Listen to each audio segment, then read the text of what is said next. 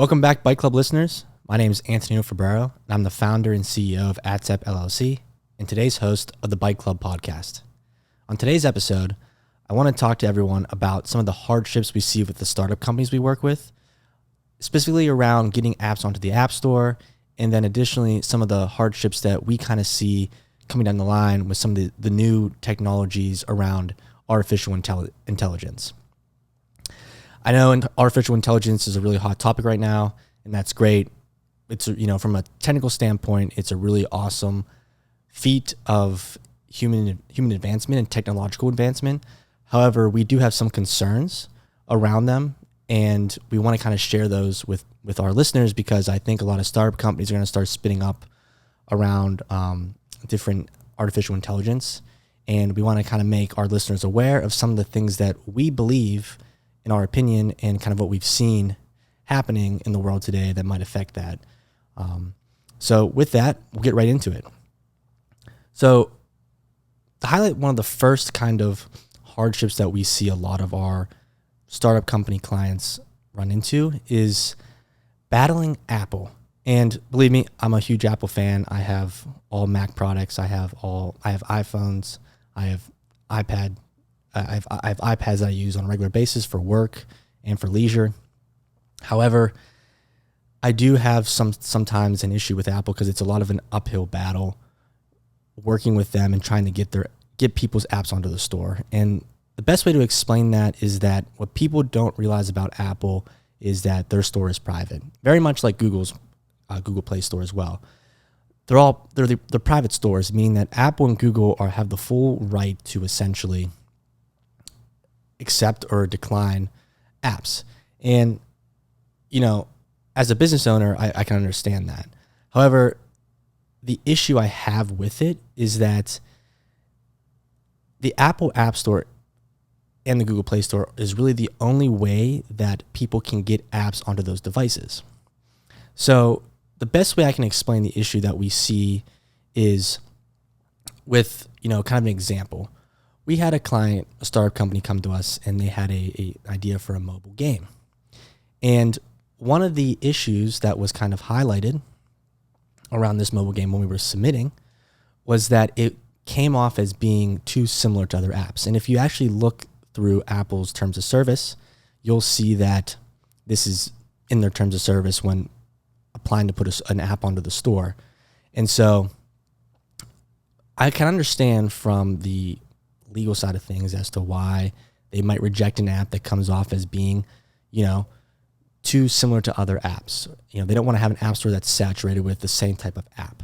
However, my personal issue with that is that I think that's a monopoly.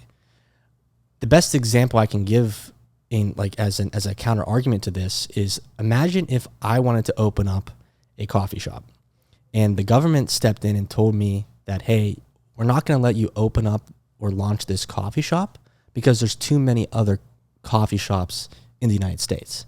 I mean, that's a monopoly, and it's not letting people compete in a fair market.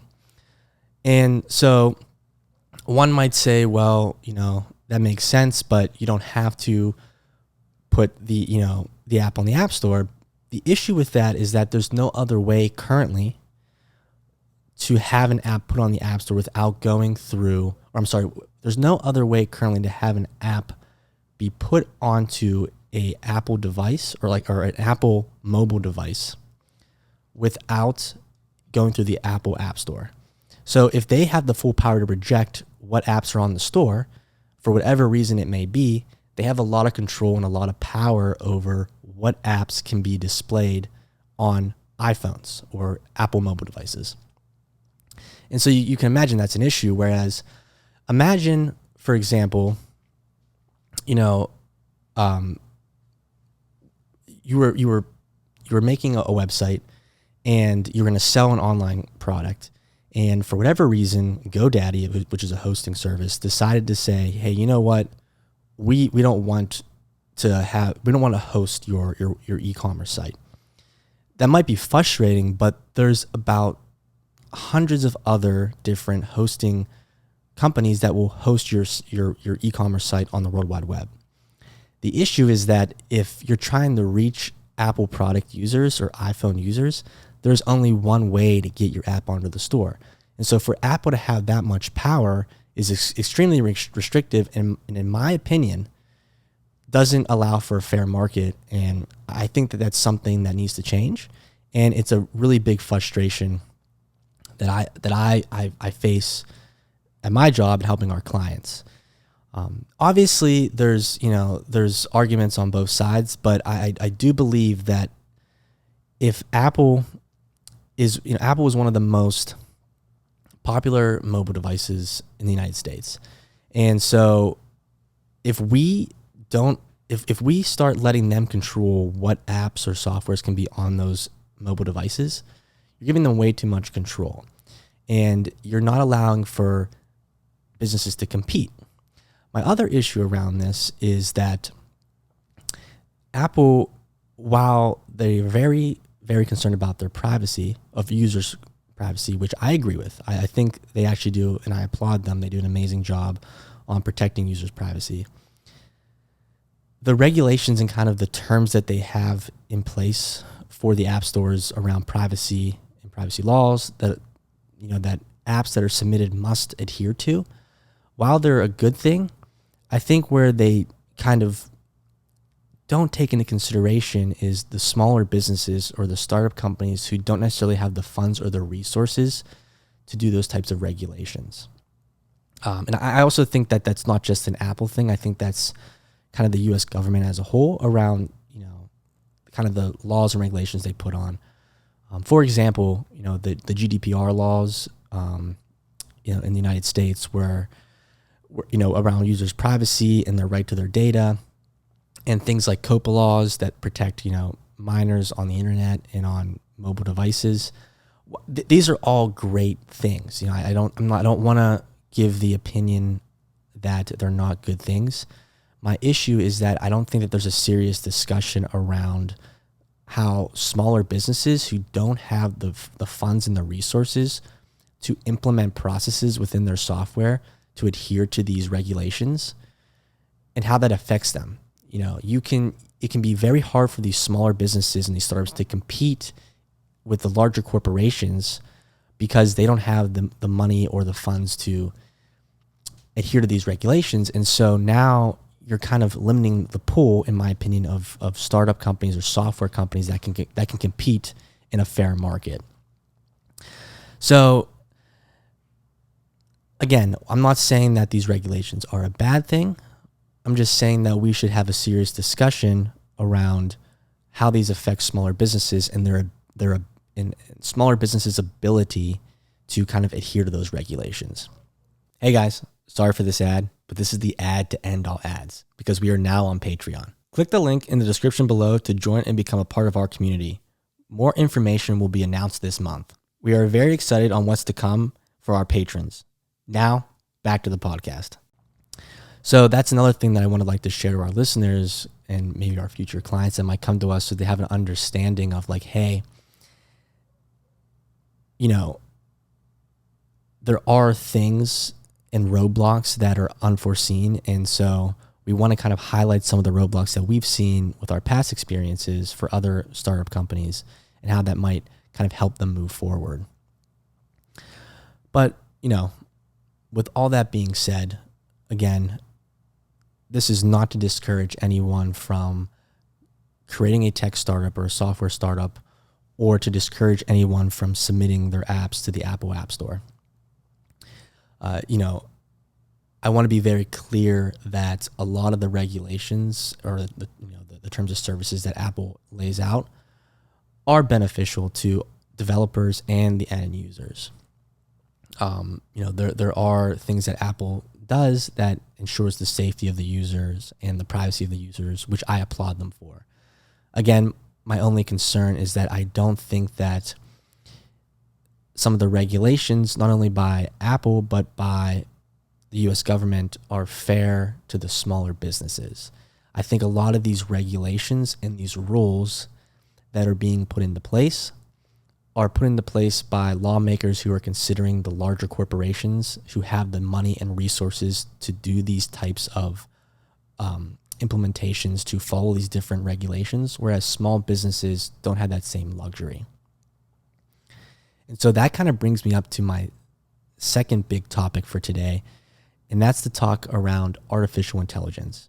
Now, as you all know, that's a really hot topic right now, and rightfully so. There's all kinds of things like ChatGTP, as well as, people don't really talk as much about IBM's Watson, but that's also, in my opinion, an artificially intelligent software product or technology.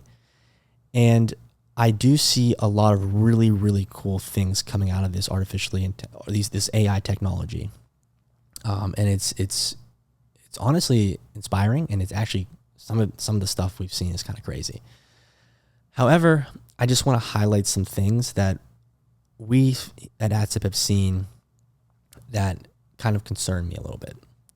One, I see that lawmakers are starting to regulate a lot of these things, or at least start to have the conversation around regulating these things. And so that begs the question around, when they do start regulating them, these startup companies that exist now, what's going to happen with them? Or new startup companies coming in with new artificial intelligence ideas.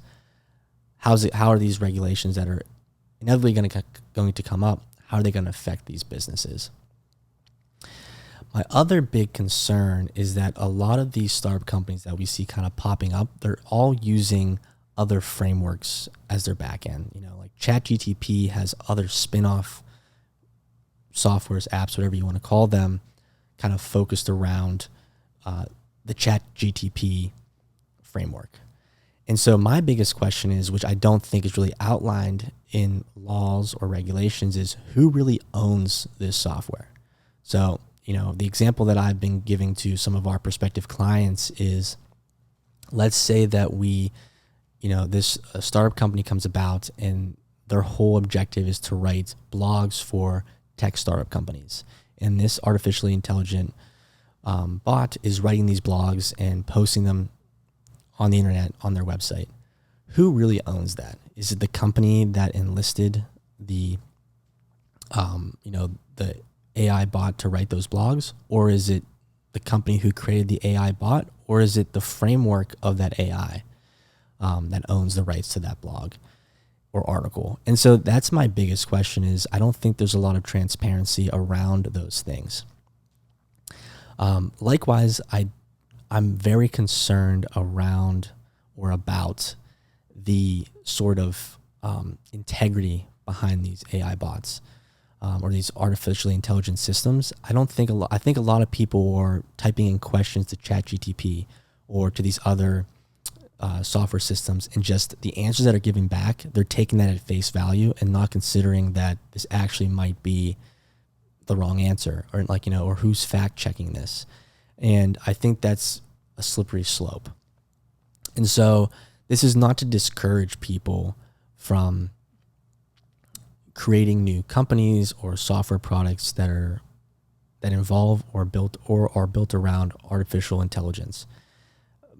My concern in expressing this opinion is that so people are aware that it's not a perfect science yet.